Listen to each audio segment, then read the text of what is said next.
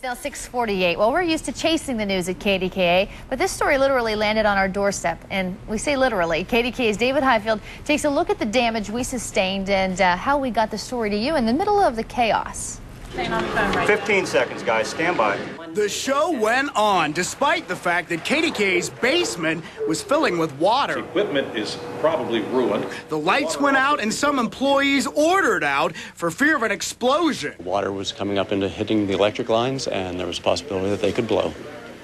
We're going through your...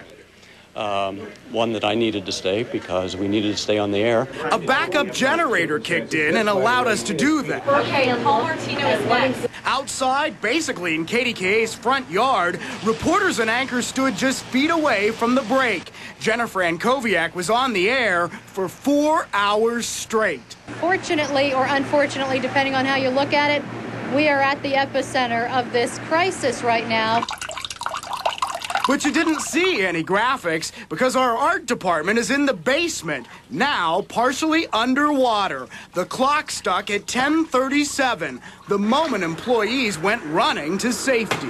The pressure of the water was unbelievably the force coming through here. In fact, the doors on the one side of the building in our basement are buckled in where the water just opened the doors. This is the basement under KDKA, actually the garage where we keep the trucks that enable us to go live, like this one, worth thousands of dollars. And I'm told at one point the water came all the way to the top of my hip waders. What's the batteries on the top? Crews tried to get some equipment and trucks out, but the water came way too fast. It's amazing. I haven't been through anything like this since I was in submarine school. KDKA maintenance supervisor Bernie Gamble tells me it'll be weeks before we know how much was damaged. At our transmitter, engineers rigged up a makeshift studio in case our backup power failed at the station. Luckily, that didn't happen. It's really unbelievable to walk around out here to see what was going on. And the break affected some of us personally. For instance, Jennifer Ankoviak's car was among those underwater.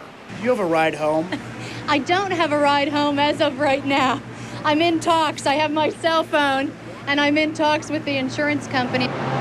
Fortunately, Jennifer did get a ride home, and fortunately, with all this water and all these electronics, no one was shocked or injured. David Highfield, KDKA TV News this morning.